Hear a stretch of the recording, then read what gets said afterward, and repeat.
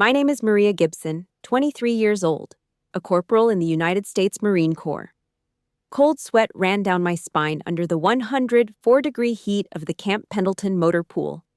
A brigadier general from the Pentagon just slammed a military file onto the hood of a Humvee. My entire platoon held its breath, waiting for me to be stripped of my rank and tossed into a court-martial for deception. The most sickening part? The accusers, the ones who called command directly to terminate my career, were my own parents. They thought stripping this uniform would break my will and force me to crawl back home to their feet.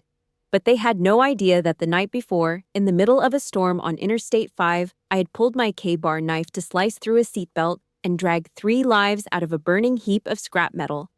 And one of the bloodied people I saved that night is exactly why this general is standing here right now. Let me know where you are listening from in the comments. Hit like and subscribe if you have ever been stabbed in the back by those who share your blood, and watch how I use silence to slap them all in the face. The heat at Camp Pendleton in July does not just sit on you. It crawls under your skin and stays there like a fever. I was flat on my back on a grease-stained creeper, my shoulder blades digging into the hard plastic as I slid under the belly of an M1151 Humvee. The air down there was thick, tasting of old motor oil and burnt sulfur. The kind of scent that never really leaves your pores no matter how many times you scrub with orange pumice soap. I was wrestling with a stubborn bolt on the transfer case, my knuckles raw and slick with a mix of sweat and black grease. That was my world. It was simple. It was mechanical. If something was broken, you applied enough pressure and the right tool, and you fixed it. I loved that logic. But then, the world stopped working. I felt the vibration first. It was a heavy rhythmic thud against the front passenger tire that sent a shudder through the entire steel chassis. It was not the wind. It was the unmistakable strike of a size 11 Danner boot. I stopped breathing for a second, my wrench frozen in midair. I pushed myself out from under the steel frame, the grit of the motor pool floor grinding against my uniform. Corporal Hayes was standing there, his silhouette blocking out the blinding California sun. He did not say a word. He just stared at me with a look that was half pity and half confusion. He reached into his cargo pocket and pulled out a folded slip of paper, tossing it onto a pile of oily rags near my head. "Command wants you." "Now, Gibson." His voice was flat, but I could hear the gears turning in his head. "You do not get pulled off a maintenance block by the CO unless the world is on fire." I stood up, wiping my hands on a rag that was already far too gone to do any good, leaving long, dark streaks across my thighs. My heart started a slow, heavy thumping against my ribs, like a drum in an empty room. I walked across the asphalt, the heat shimmering off the ground like the surface of a grill. Every Marine I passed seemed to go quiet, their eyes following the grease-covered girl walking toward the headquarters building. I pushed through the heavy glass doors, and the air conditioning hit me like a physical slap. It was artificially cold, the kind of chill that makes the sweat on your neck turn into a shroud of ice instantly. The hallway smelled of floor wax and stale coffee from a pot that had been burning since 4 in the morning. I stopped outside the commanding officer's door, took a breath that tasted like ozone, and knocked. When I stepped inside, the atmosphere was different, heavier. Master Sergeant Miller was sitting behind his heavy oak desk, his face a mask of professional indifference. Standing by the window was Lieutenant Briggs, his arms crossed tightly over his chest, staring out at the parade deck like he was looking for an escape route. On the desk sat a small silver digital recorder. Miller did not ask me to sit. He did not even acknowledge the grease dripping from my forehead onto his clean carpet. He just reached out a thick finger and pressed a button. The hiss of the recording filled the silence first, a low static that made my skin crawl. Then, a voice emerged from the speaker. It was a voice I had known since before I could walk. It was soft, polite, and carried the unmistakable, honeyed drawl of the Georgia backcountry. My mother. She sounded so concerned, so heartbrokenly sincere. She told them I had a history of episodes. She said I had always struggled with the truth, that I was prone to making up grand stories just to get attention. She told the United States Marine Corps that they should never have given me a weapon, because I was a danger to myself and everyone around me. Every word was a calculated strike, a bullet aimed right at the center of the life I had built 3,000 miles away from her.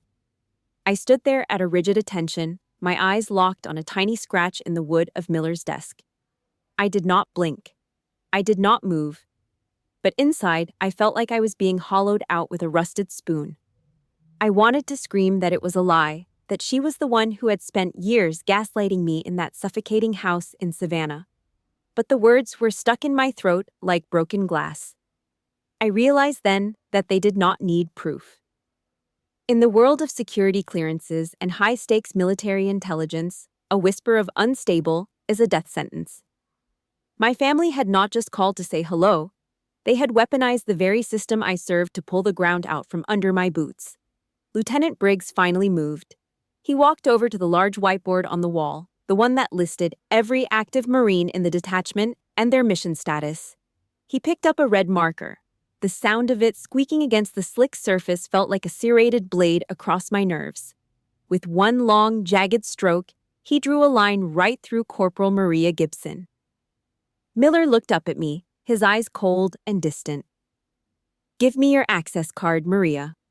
Until the investigation into your mental fitness is concluded, you are grounded. No armory access, no flight line, no duties." I reached for the lanyard around my neck, my fingers feeling like they were made of lead. I placed the plastic card on the desk. It made a small, pathetic clack against the wood. I did not say thank you. I did not apologize. I just snapped my heels together, turned on my heel, and marched out of that freezing room. When I stepped back out into the California sun, the light was so bright it physically hurt my eyes. The base was still buzzing, the distant sound of a Black Hawk helicopter thudding in the air, but I felt like a ghost. I had survived a year of deployment and hundreds of hours under heavy machinery, only to be taken down by a phone call from the woman who gave me life. My mouth tasted like copper, and my throat was so tight I could not even swallow the bitterness. I was still wearing the uniform, but the girl inside it had just been executed from behind. The memory of that oak table in Tennessee still tastes like iron and bitter tea. It was thick, heavy, and polished to a mirror finish, a piece of furniture meant to scream stability and tradition to anyone who walked into our dining room. But for me, it was an altar where my identity was sacrificed every single night. I remember the way the humidity in Savannah would cling to the screens of the windows, making the air feel like a wet wool blanket. Inside, the house was kept at a steady 68 degrees, a cold, sterile silence that smelled of lemon wax and my mother's expensive floral perfume. Dinner was never just a meal. It was a performance. My mother would glide across the linoleum, her heels clicking a sharp, rhythmic warning on the floor. I watched her hands, perfectly manicured, never a speck of dirt under the nails. She gripped the serving fork and stabbed into the largest, juiciest slab of BBQ ribs, the meat falling off the bone. She placed it with a soft clink onto my brother's plate, followed by a mountain of buttery mashed potatoes. Then she turned to me. Her eyes didn't land on my face. They drifted down to my short, cropped hair and the dark oil stains that had permanently settled into the cuticles of my fingernails. She didn't say I was a disappointment. She didn't have to. She simply pushed a bowl of wilted salad, barely dressed in sour vinegar, toward my side of the table. Her soft sigh was louder than any shout. It was the sound of a woman who had given up on a project that wouldn't take shape. My father sat at the head, his presence a heavy shadow that seemed to soak up all the light in the room. He didn't look at me either. He was busy lifting a glass of sweet tea to his lips, the ice cubes rattling against the glass like a warning. I had placed my enlistment papers on the table, right next to the pewter salt and pepper shakers. I wanted him to see the stamp of the United States Marine Corps. I wanted him to see that I had found a way out, a way to be useful, even if it wasn't the way he wanted. He finally looked at the paper, then back at me. His voice was a low, southern drawl that made my skin prickle. "Other girls in this town are heading to nursing school, Maria. They're finding good men from good families. They aren't spending their lives crawling under the grease of a semi-truck like some common vagrant." He didn't wait for my defense. He didn't care about my reasons. His large calloused hands, hands that supposedly valued hard work, reached out and snatched the form. The sound of the paper tearing was a sharp, jagged rip that echoed off the high ceilings. He did it slowly, precisely, as if he were systematically dismantling my future. He tossed the white scraps into the aluminum trash can under the sink, the metal lid clanging shut like a cell door. I didn't cry. My throat felt like it was filled with dry sand, but I kept my spine straight. I had been saving every penny from the local garage for 6 months, hiding the grease-stained bills inside an old boot in the back of my closet. That night, when the house was finally still and the only sound was the rhythmic hum of the central air, I pulled out my green canvas duffel bag. I packed light: 3 shirts, 2 pairs of jeans, and my pride.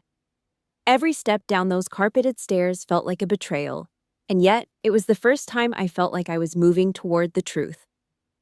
When I reached the bottom, the lamp in the living room clicked on. They were waiting. My father stood by the heavy front door, his hand resting on the brass knob. He didn't look like a grieving parent. He looked like a judge delivering a final sentence. If you walk out that door, Maria, you leave the Gibson name behind. Don't you ever come crawling back here looking for a handout when you realize the world doesn't care about a girl who wants to play soldier. I gripped the handle of my bag until the webbing cut into my palm. I didn't say a word. I just looked him in the eye, stepped over the threshold, and let the humid Tennessee night swallow me whole. The walk to the Greyhound station took nearly an hour. The streetlights cast long, flickering shadows on the cracked pavement. When I finally climbed the metal steps of the bus, the air inside smelled of stale cigarettes and floor cleaner. I slumped into a seat with frayed blue fabric and pressed my forehead against the cold glass. I used my thumb to scratch at a layer of grime on the window, watching the Welcome to Tennessee sign disappear into the darkness of the rearview mirror. My phone sat in my pocket, cold and silent. No one was calling to ask me to come back. No one was chasing the bus. I was 21, I was alone, and for the first time in my life, I was finally the one in control of the wreckage. Have you ever felt like a stranger in your own home? Like you were a problem to be solved rather than a person to be loved? If you have ever had to walk away from everything just to find yourself, please hit the like button and drop a yes in the comments so I know I am not alone in this.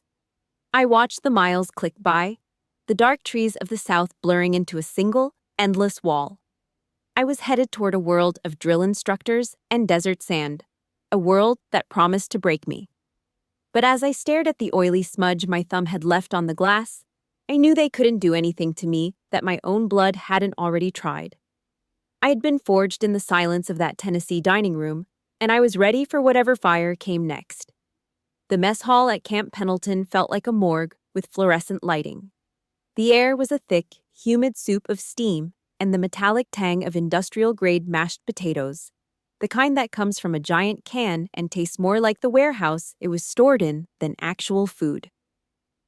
I slid my stainless steel tray along the rails. The clack-clack-clack of the metal-on-metal rhythm usually felt like a sign of belonging, a small pulse in the great machine of the core. Now, it sounded like a countdown.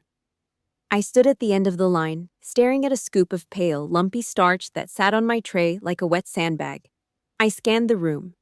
Usually the mess hall is a chaotic symphony of shouting, laughter, and the heavy thud of boots.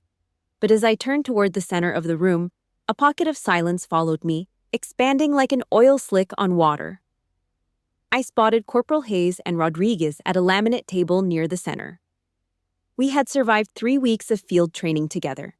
We had shared water bladders and complained about the same sand fleas. I walked over, my boots squeaking on the waxed linoleum. The moment the edge of my tray touched the table, the conversation died. It didn't just fade, it was severed. Hayes didn't look up. Rodriguez suddenly found something incredibly interesting about the bottom of his empty juice cup. Without a word, without a single glance toward my face, they both grabbed the edges of their trays. They stood up in unison, their chairs scraping across the floor with a screech that set my teeth on edge. They moved to a table in the far corner, joining a group that immediately started whispering.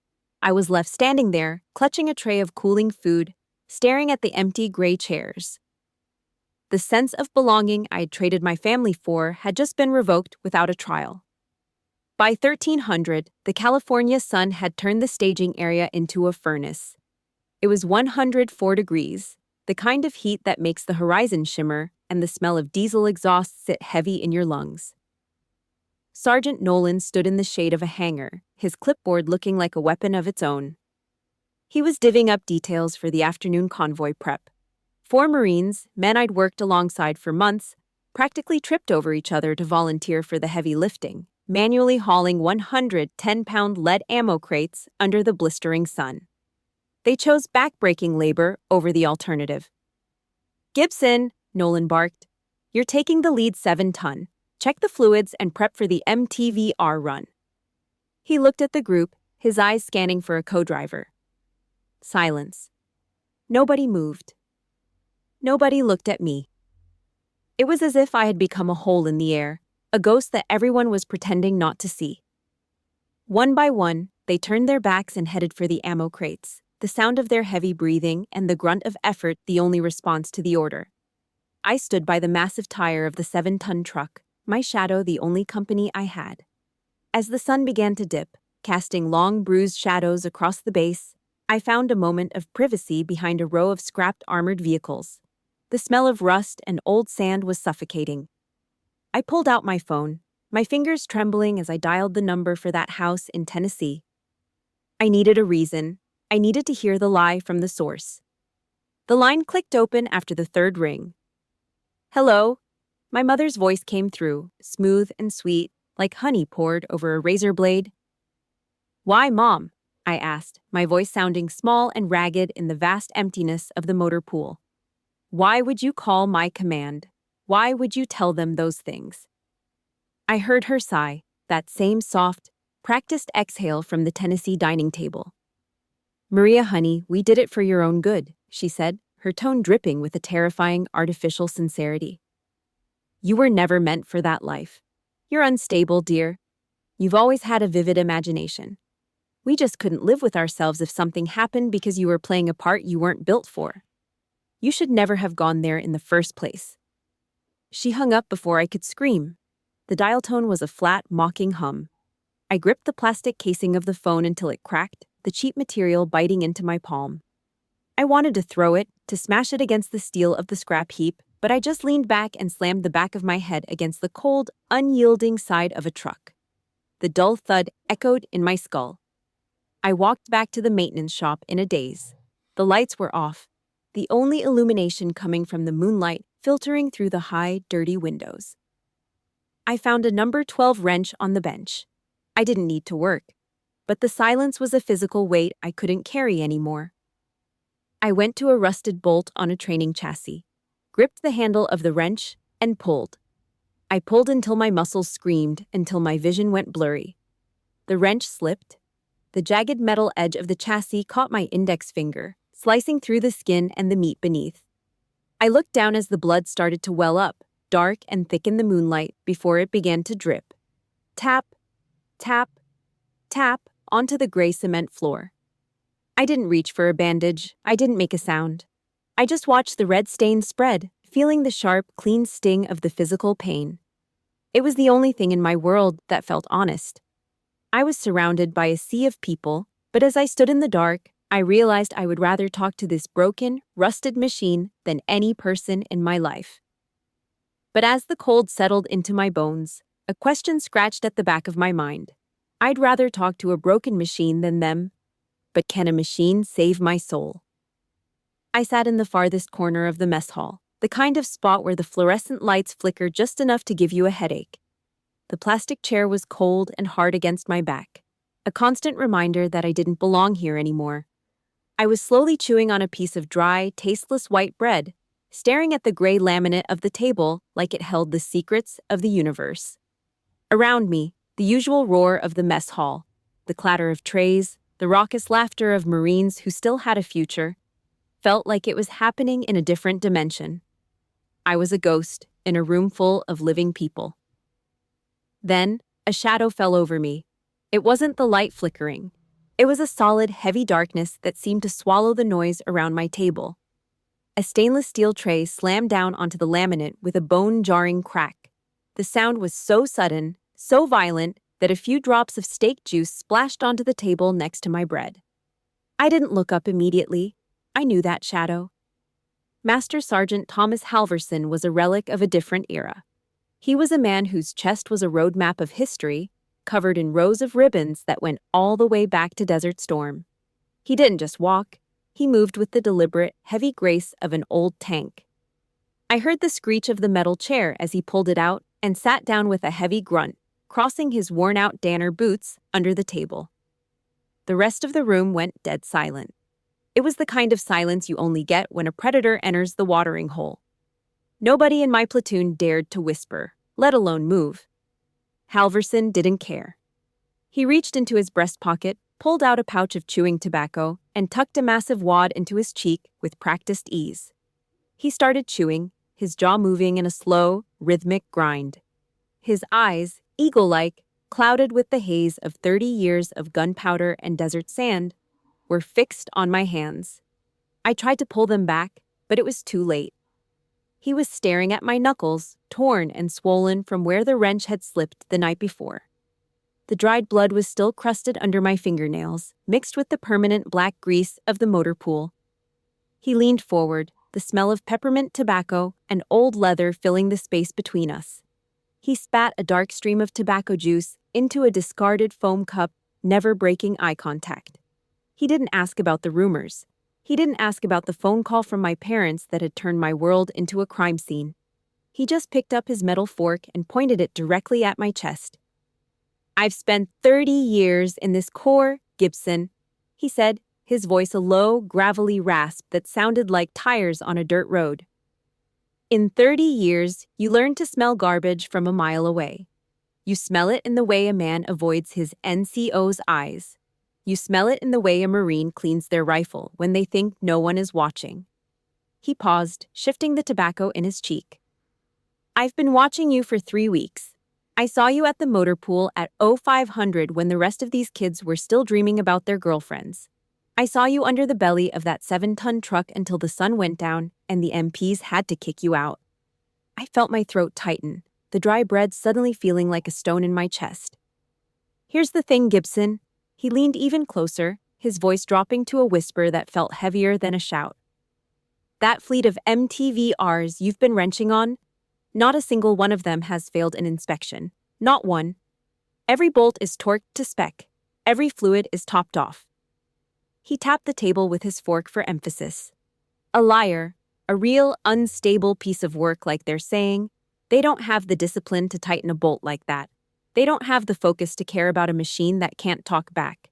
You're many things, kid, but a liar isn't one of them." For the first time in weeks, the pressure in my chest didn't feel like it was crushing me. It felt like it was expanding. It was a strange, terrifying warmth. My own father had looked at my enlistment papers and seen a failure, a girl who belonged under a truck because she wasn't good for anything else.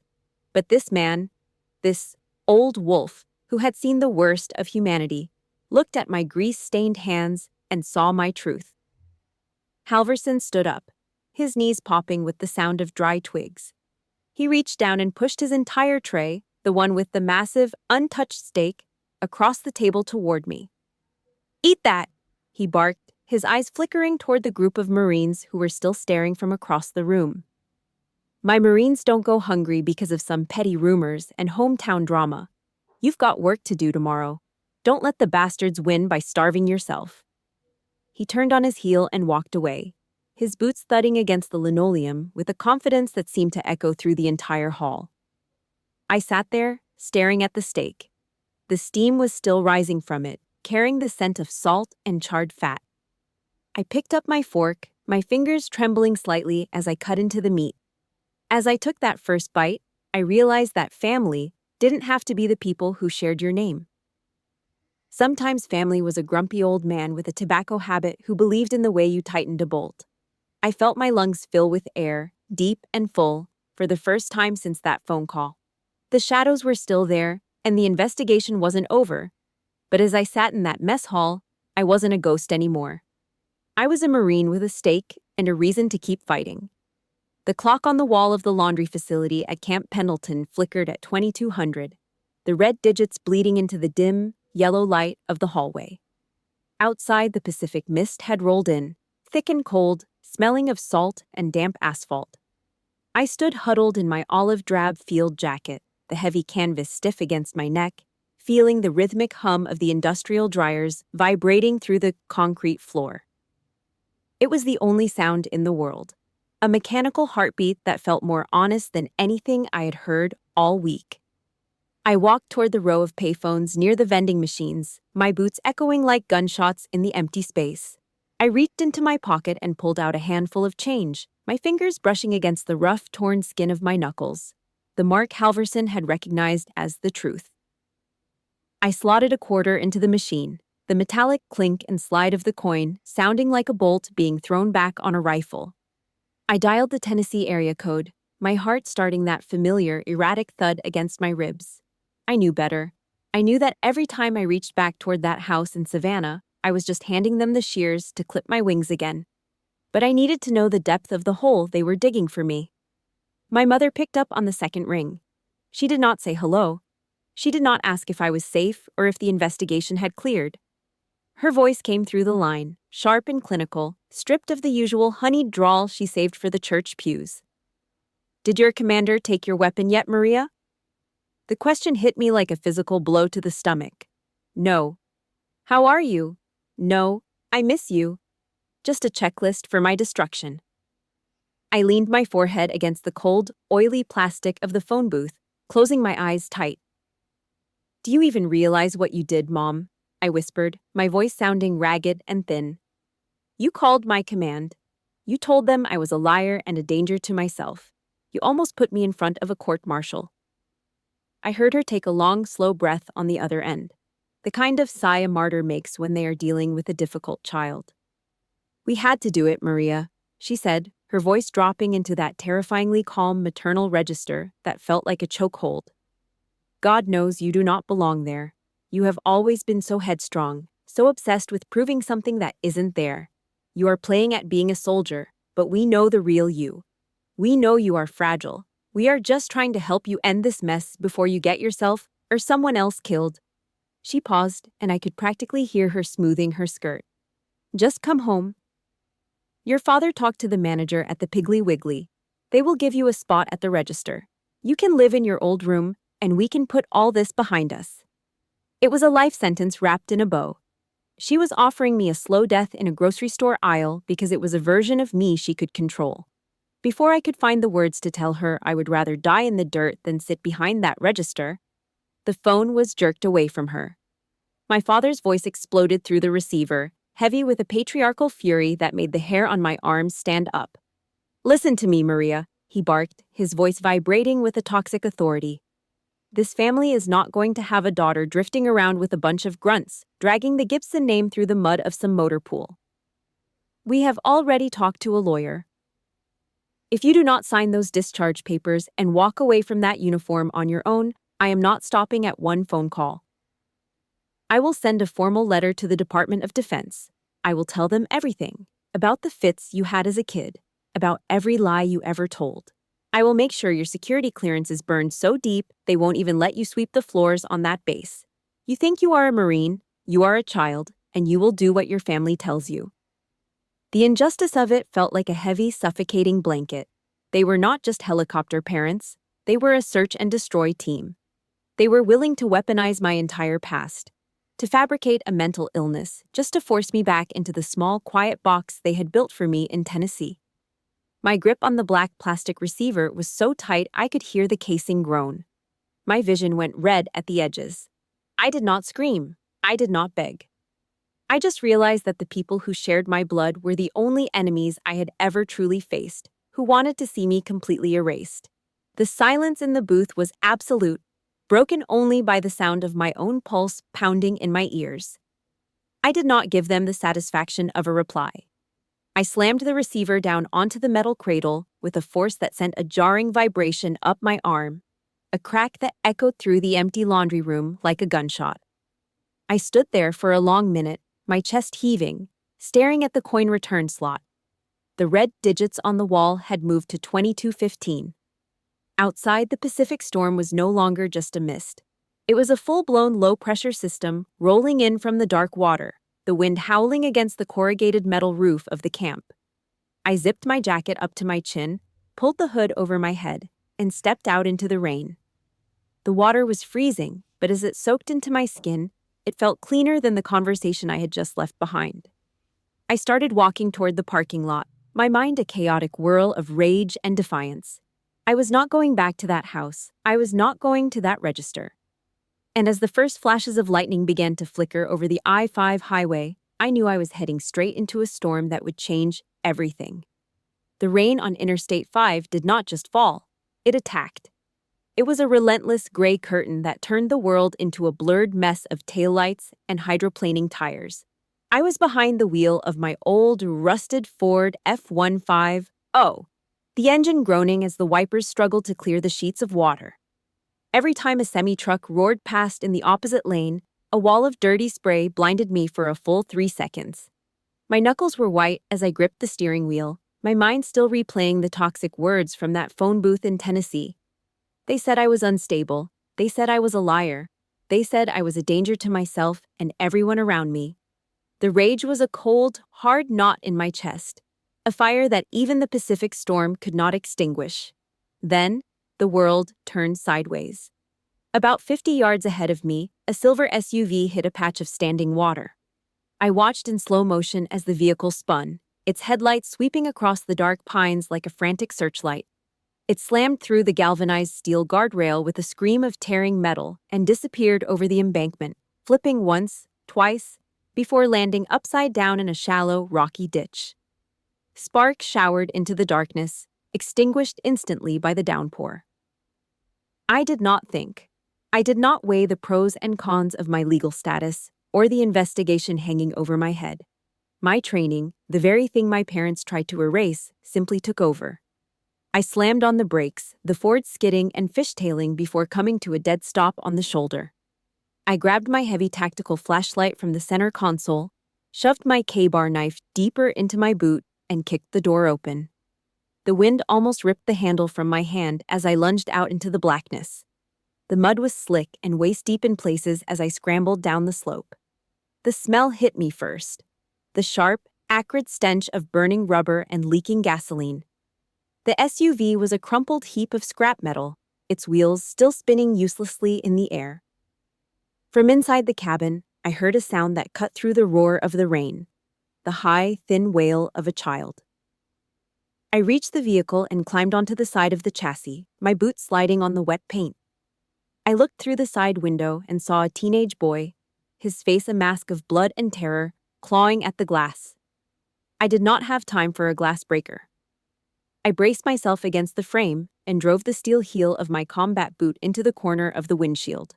Once, twice. On the third strike, the tempered glass shattered into 1,000 tiny diamonds. I reached in, the jagged edges slicing through the skin of my forearms, but I did not feel the sting. I grabbed the boy by his jacket collar and hauled him out through the gap, throwing him toward the muddy bank where he could crawl to safety. Next was an elderly woman in the passenger seat. Her eyes were rolled back in her head, her breathing shallow. I wedged my shoulder into the frame, heaved the door open just enough to grab her under the arms, and dragged her limp body out into the mud. But the worst was still inside. The driver, a large man, was pinned against the steering wheel. The engine block had buckled inward, and a flicker of orange flame was already licking at the dashboard near his feet. The smell of leaking fuel was becoming deafening. He was conscious, his eyes wide with a primal fear as he tugged at his seatbelt. It was jammed. The retractor was locked tight, pinning him against the inflating airbag as the fire began to grow. I lunged half my body into the burning cabin, the heat scorching my eyebrows. I reached down and pulled the K-bar from my boot. The blade was cold steel in my hand, a sharp contrast to the rising heat. I sliced the serrated edge through the thick nylon webbing of the seatbelt in one jagged motion. The man slumped forward, gasping. I grabbed him under the armpits, my muscles screaming as I used every ounce of strength I had built in that motor pool. I hauled him out, his heavy boots dragging through the broken glass, and we tumbled backward into the mud. 10 seconds later, the SUV erupted. The explosion was a dull, heavy thump that sent a wave of heat rolling over us, hurling us another 5 feet into the slush. I lay there for a moment, the rain cooling the burns on my face, my heart hammering like a trapped bird. In the distance, the first faint wail of police sirens began to rise over the sound of the storm. I stood up, wiping a mixture of blood and grease from my forehead with the back of my hand. The 3 people I had pulled out were huddling together on the embankment, shivering but alive. They looked at me, their eyes filled with a wordless gratitude that my own family had never shown. I did not wait for the reporters. I did not wait for the police to ask for my ID, an ID that would lead back to an investigation and a girl who was supposed to be unstable. I simply turned around, climbed back up the muddy slope, and got into my Ford. I shifted into gear and pulled away, my hands steady on the wheel as I disappeared into the gray veil of the rain. I was a Marine. I was a ghost. And for the first time in my life, I knew exactly who I was. I have spent my whole life being told that I was the problem, that I was too broken to ever be useful. But tonight, while the world was watching a silver SUV burn, I realized that the people who share my blood do not get to decide my value. If you have ever used your own pain to save someone else, or if you have ever proven everyone wrong by just doing what was right, please hit that like button and comment, "Stay strong" below. I need to know that we are in this together. I watched the blue and red lights of the first responders flicker in my rearview mirror until they were swallowed by the storm. My forearm was bleeding and my uniform was ruined. But as I drove toward the base, the silence in the cab was finally peaceful. I had just saved 3 lives using the hands my father said were only good for cleaning registers. The investigation might still be coming, and my parents might still be writing their letters, but they could not take this night away from me. I was not the lie they had told. I was the hand that pulled 3 people back from the edge of the abyss, and that was enough. The motor pool at 0400 is a graveyard of cold iron and sleeping giants.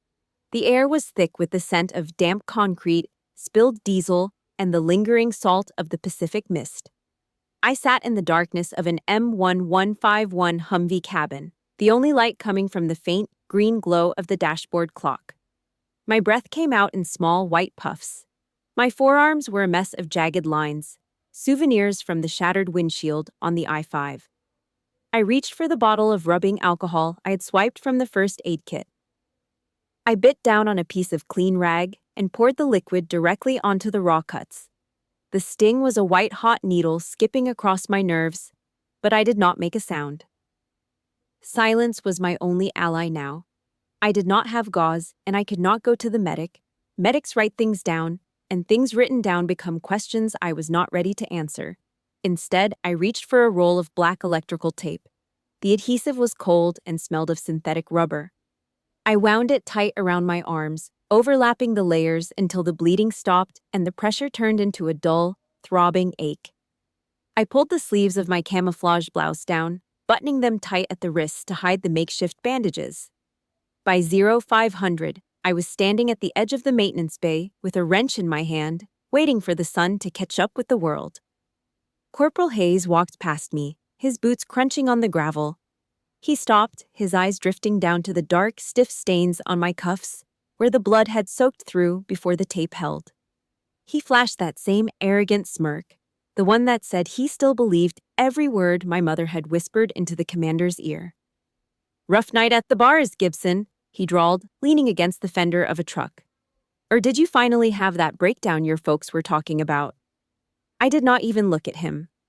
I leaned into the engine block of a 7-ton truck, my weight behind the wrench as I tightened a bolt on the alternator.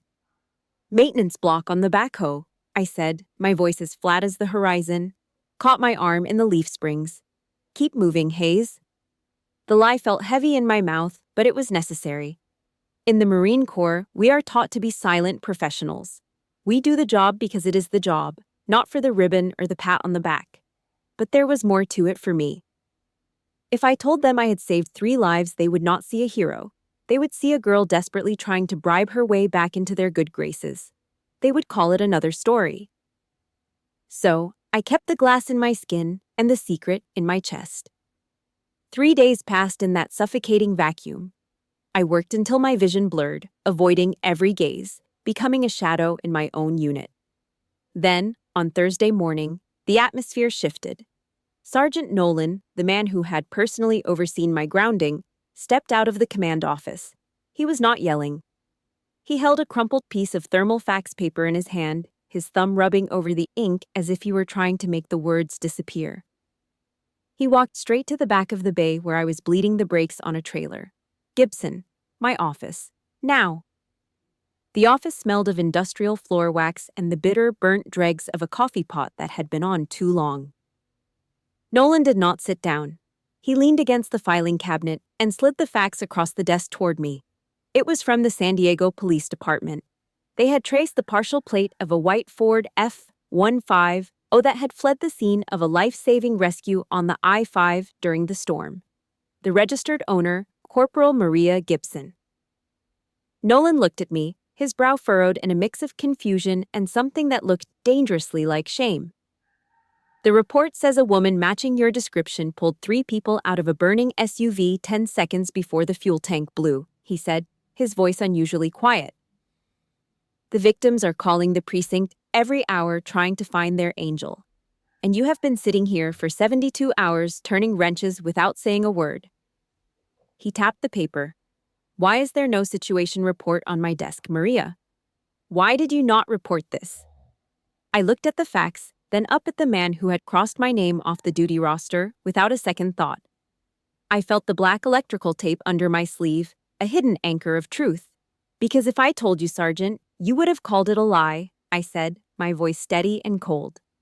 You would have said I was unstable and making up stories to save my career, just like my parents told you. I took a step closer, my eyes locked onto his. I did not pull those people out of that car for a report, and I certainly did not do it for you. Nolan's jaw tightened, his eyes flickering with a sudden, sharp realization. He started to say something, maybe an apology, maybe a defense, but the words died in his throat. I did not wait to hear them. I snapped my heels together, turned, and walked out of the office. Behind me, the silence of the motor pool felt different. The truth was no longer just mine. It was a slow-burning fuse snaking its way toward the command structure. I went back to my wrench, my movements precise and deliberate. I did not need their medals, and I did not need their pity. I was a Marine, and the storm was only just beginning. It was exactly 0900 on Tuesday when the world of the Camp Pendleton motor pool came to a grinding, mechanical halt. Usually, this place is a chaotic symphony of air wrenches, metal hitting concrete, and the constant low-level grumbling of Marines who have spent too many hours in the grease. I was leaning deep over the engine bay of a 5-ton truck, my hands tangled in the wiring, when a sudden drop in the background noise made me pause. A heavy, low-frequency rumble began to vibrate through the concrete floor, not the rattling clatter of a transport truck, but the smooth, predatory growl of a high-performance V8 engine. I slid out from under the truck, wiping my oily palms on a rag. A blacked-out SUV with government plates was cutting through the dust of the yard, its armored tires crushing the gravel with a deliberate, heavy crunch. It stopped right in the center of our workspace, its presence as jarring as a physical slap. 4 doors flew open in a single, synchronized motion. 2 stone-faced security details stepped out first, their eyes scanning the perimeter with professional boredom. Then, from the rear passenger side, a pair of polished low quarters hit the dirt. Brigadier General Warren stepped out, his uniform so crisp it looked like it was carved from stone. The single silver star on his lapel caught the morning sun, sending a piercing flash of light across the bay like a signal fire. Sergeant Nolan, who usually prided himself on being the loudest man on base, let out a shout that sounded like his vocal cords were being shredded. Detachment, attention. We scrambled into formation, our heels snapping together with a sound like a single gunshot. I was in the second row, my jaw locked so tight it ached, my eyes fixed on the back of the Marine's head in front of me. My heart was doing a frantic, heavy dance against my ribs. I was sure this was it. My parents had finally succeeded. They had called enough people, written enough letters, and whispered enough poison to get the Pentagon's attention. I was waiting for the general to call me out and strip my rank right there in front of the people who had already turned their backs on me. Warren did not say a word at first. He walked the line, his boots thudding with a rhythm that felt like a countdown. When he reached the center of the formation, he stopped directly in front of me. I could smell the faint, sharp scent of starch and expensive coffee. He was not looking at a liar or an unstable girl. He was looking through me with a cold, terrifying intensity. He reached out and slammed a thick, black leather file onto the sand-colored hood of the Humvee next to us. The sound was a dull, heavy thud that seemed to echo in the sudden, absolute silence of the unit. He did not look at Nolan. He did not look at Hayes. He looked only at me. Corporal Gibson, step forward. I snapped my heels together and moved through the gap in the line, standing at a rigid attention just inches from the man who held my future in his hands. Warren reached into the file and pulled out a single sheet of paper. I could see the dark, rust-colored stains of dried blood on the edges of the facts. He did not read from it. He just held it up like a piece of evidence. Last week, in the middle of a storm on the Warren 5, an SUV flipped and began to burn in a ditch. While every other driver on that road kept moving, one Marine stopped. One Marine used a K-bar to cut through the smoke and fire to pull 3 people back from the grave. He paused, his eyes sweeping across the unit like a searchlight. Hayes was standing 3 feet away, his mouth hanging open just enough for me to see the raw shock on his face. Rodriguez looked like he wanted to vanish into the concrete floor. The general's voice dropped an octave, becoming a low, dangerous rumble that commanded every ear in the building. The man pinned behind that steering wheel was retired Master Sergeant Thomas Halverson. He spent 30 years in this uniform. He was my mentor when I was a second lieutenant, and he is the man I call brother. The air in the motor pool suddenly felt very thin. It was like a bucket of ice water had been poured over the entire unit. The girl they had ghosted, the one they had called a fraud and a mental case, had saved a legend of the Corps. Warren stepped even closer, his face inches from mine. "Why did you not report this, Corporal? Why is there no award recommendation on my desk?" I did not blink. I did not let the shake in my hands reach my voice. With all due respect, sir, I did not think the report would be believed. I was told that any story I told was just another lie from an unstable mind. I did the job because it was the job, not for the paperwork. The general went perfectly still. I saw a flicker of something in his eyes, not just respect, but a cold, hard anger directed at the people behind me. He stepped back and looked at the crowd of Marines who had spent the last week treating me like a leper. This Marine acted without seeking glory. She acted while her own unit and her own family were trying to bury her. That is the kind of character this Corps was built on. He snapped his hand up to the brim of his cover in a sharp, flawless salute. A brigadier general was saluting a corporal. The silence that followed was absolute, a heavy, crushing weight that felt like pure justice. I returned the salute, my fingers touching my temple with a precision I had never felt before. As I stood there, I could feel the eyes of Hayes and Nolan burning into my back, but for the first time, their judgment did not matter. The silver star on the general's shoulder was reflecting the truth back at them, and there was not a single lie my parents could tell that would ever dim that light again. The air in the mess hall the next day did not just feel different, it felt rewritten. The usual roar of voices seemed to dip into a respectful, almost fearful hum whenever I moved. I walked to a corner table, the same one where I had been a ghost only days before, and sat down with my tray. I had a plate of grilled sausages and a scoop of white rice, the steam rising in the cool morning air. I did not look for company. I did not expect it. Then I heard the screech of plastic chair legs against the linoleum. 3 trays hit the table at once. Hayes, Rodriguez, and Simmons sat down across from me, their movements stiff and uncoordinated. None of them looked me in the eye. They stared at their food like it was a complex mission objective. Simmons, usually the loudest of the bunch, slowly reached out and slid a yellow plastic bottle of mustard toward my tray. "Look, Gibson," he muttered, his voice barely audible over the clatter of the room. We owe you an apology. For all that garbage last month, we should have known better than to listen to rumors." I did not smile. I did not tell them it was okay, because it was not. I picked up my fork and stabbed into a sausage, the casing snapping under the metal. I took a bite, chewed slowly, and gave a single, icy nod. They were not apologizing because they felt bad for me. They were apologizing because a brigadier general had stood in the dirt and saluted a girl they had tried to bury. I had earned their respect with blood and silence, but the brotherhood we once had was gone, replaced by a professional distance as cold as the stainless steel tray beneath my food. By 1700 hours, the San Diego sun was beginning to dip, turning the sky into a bruised, blood-orange smear over the Pacific. The local news had picked up the story: a mystery Marine, honored by the Pentagon for a heroic rescue on the Bar 5. I knew the word had traveled. It always does. I walked toward the phone booth station near the barracks, my shadow stretching long and jagged across the asphalt. I slotted my coins into the machine, the mechanical clink-clink feeling like a finality. The phone in Tennessee rang 4 times before a man picked up. My father's breath was heavy on the other end, ragged and uneven. The booming, patriarchal authority that had defined my childhood was gone, replaced by a hollow, desperate vibration.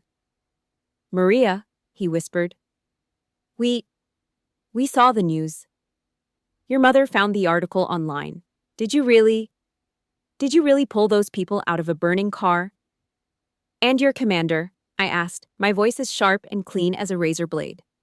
"Did he take my weapon away like you asked? Or is he still too busy calling me a hero?" The line went dead silent.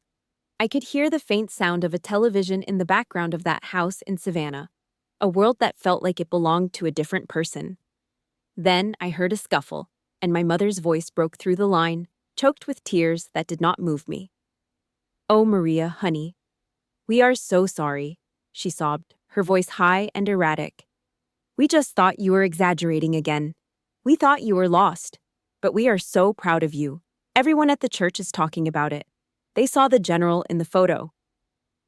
The bile rose in the back of my throat, bitter and hot. She was not proud that I was alive. She was not proud that I had risked my life for a stranger. She was proud of the Gibson name being printed next to a rank and a medal. She was proud of the reflected glory she could parade in front of the neighbors. The pride she was offering was just another form of the same control she had used my whole life. I looked out at the hills of Camp Pendleton, the dark silhouettes of the scrub oaks standing firm against the fading light. I realized then that my father's sentence of stripping my name was the greatest gift he had ever given me. I did not need the Gibson name. I was Maria Gibson, Corporal of Marines, and I was whole. "You called the Department of Defense to report me as a fraud," I said, my voice low and steady, each word a measured strike. "You used my career and my honor as a bargaining chip to force me back into that house. You did not care if I was destroyed as long as I was under your thumb." "Maria, please," my father started, but I cut him off. "Do not ever call me again," I said. "The liar you told everyone about, she died the night I carried my duffel bag across that porch. The person on this end of the line does not belong to you anymore." I did not wait for the rebuttal. I did not wait for the "but we are family" speech that I knew was coming. I slammed the receiver back onto the metal hook with a violent, final crack. I stood in the booth for a long minute, watching the last sliver of the sun disappear beneath the horizon. The weight of 23 years of expectations and manipulation finally slid off my shoulders, leaving me light and hollow in the cool night air. I was no longer a daughter of Savannah. I was a survivor of the storm. And for the first time in my life, the silence was not a weapon used against me. It was a shield. I walked away from that phone booth without looking back, my boots hitting the pavement with a rhythm that belonged to me and me alone. The following week, the mail clerk at the post office station tossed a heavy gray envelope onto my grease-stained maintenance bench. It landed with a soft thud right next to a pile of intake manifolds I had been scrubbing since sunrise. The return address was a simple P.O. box in Oceanside, and the handwriting was a jagged, messy scrawl in thick black ink, the kind of writing that belongs to a man who spent more years holding a rifle than a pen. I wiped my hands on a relatively clean rag and tore the top of the envelope. Inside was a single piece of yellowed notebook paper. "I have been carrying a weapon for 30 years, and in all that time, I have never met a young Marine as quiet and as stubborn as you, Gibson." I could almost hear the gravel in Halverson's voice as I read the words. Thank you for dragging this old carcass out of that scrap heap on the I-5. Most people just watch the world burn, but you actually stepped into the fire. If you ever find yourself needing a place to eat on Thanksgiving, my door is always open. My wife makes a turkey that tastes better than anything you will find in a chow hall. Stay sharp, kid. Halverson. I folded the paper carefully, smoothing out the creases with my thumb before sliding it into my breast pocket, right against my heart. I realized then that my family did not have to carry the name Gibson anymore. It carried the weight of a 30-year veteran who saw me for exactly who I was. That evening, I went back to my room in the barracks. The air was still and smelled faintly of floor wax and the lavender detergent the girl in the next room used. I sat on the edge of my bunk, the springs groaning under my weight. I pulled out my old flip phone, the one that had carried so many poisonous messages from Tennessee over the last year. I popped the back cover off, the plastic clicking in the silence of the room. I used my fingernail to pry the small silver and gold SIM card out of its metal tray. I held it between my thumb and forefinger for a second, looking at the tiny piece of silicone that held the power to haunt me. Then, with one quick motion, I snapped it in half. The sound was tiny, just a sharp crack like a dry twig, but it felt like a mountain had been moved. I walked over to the trash can and let the pieces fall in. My parents would probably send a dozen more letters to the base commander. They would probably sit on their porch in Savannah and tell the neighbors that I was an ungrateful daughter who had lost her way. They would use their prayers as weapons and their judgment as a shield. But the thing is, the sound of those voices could not get through the gates of Camp Pendleton anymore. I had cut the cord, and the silence that followed was the most beautiful thing I had ever heard. I walked over to the small cracked mirror above the sink and splashed cold water on my face. I pulled up my sleeves, exposing the scars on my forearms. They were starting to heal, the jagged red lines turning into thick, pink ridges that would be there forever. I ran my fingers over them, feeling the uneven texture of the skin. Being betrayed by your own blood is not a wound that ever truly goes away. It is like a piece of shrapnel lodged deep in your chest after an explosion. You cannot just cut it out without doing more damage. You have to learn how to breathe around it. You carry the weight of it every day, and eventually the muscle grows strong enough to support the burden. These scars were not a sign of what I had lost. They were proof that I was a survivor. They were my own private medals, earned in a storm that no one else saw coming. At 0500 the next morning, the high, sharp wail of reveille tore through the morning mist, echoing off the corrugated roofs of the barracks. I did not hit the snooze button. I stood up, the air in the room biting at my skin with a crisp, clean chill. I pulled on my camouflage blouse and reached for my new rank insignia. I felt the rough, embroidered texture of the sergeant chevrons as I pinned them onto my collar. It was a small piece of fabric, but it felt heavier than any pack I had ever carried. I looked at myself in the mirror one last time. The girl who had run away from Tennessee was gone. In her place was a woman who knew her value was not something that could be given or taken away by people who did not understand the meaning of honor. I walked out of the barracks and headed toward the motor pool. The sun was just beginning to peek over the hills, a pale, watery light that made the dew on the Humvees look like silver. The yard still smelled of grease, burnt diesel, and old rubber. A smell that most people would find disgusting, but to me, it smelled like home. I reached for my favorite number 14 wrench, the metal cold and solid in my hand. I found a brand new Humvee that had just come in for a pre-deployment check and slid onto the creeper. As I rolled under the steel belly of the machine, I felt the familiar grit of the concrete beneath me. The world is full of people who will tell you who you are supposed to be. They will try to drown you in their expectations and bury you in their lies. But the truth of a person is not found in a name or a bloodline. It is found in the way you tighten a bolt when the sky is dark and no one is watching. It is found in the strength it takes to walk away from a fire and keep your mouth shut. I gripped the wrench and began to work, the rhythmic clicking of the tool the only sound in the morning air. I was Maria Gibson. I was a sergeant of Marines, and for the first time in my life, I was exactly where I was supposed to be. Maria's journey serves as a powerful reminder that our worth is not a commodity to be defined by those who share our DNA. In a world where family is often synonymous with unconditional support, the reality for many is far more complex. The lesson here is about the vital importance of establishing boundaries and finding strength in a chosen family. When those who raised you use your identity as a weapon, the most courageous act you can perform is to stop seeking their approval and start building a life based on your own integrity and hard-earned truth. We hope Maria's story resonated with those of you who have had to walk your own lonely path to find peace. This concludes our series on Maria's hard-won victory over betrayal. We would love to hear your thoughts in the comments below. Have you ever had to choose between your family's expectations and your own truth? What was your number 14 wrench moment that helped you move forward? Please share your story with us, hit the like button, and subscribe to the channel for more stories of resilience. Your voice helps us keep these narratives alive.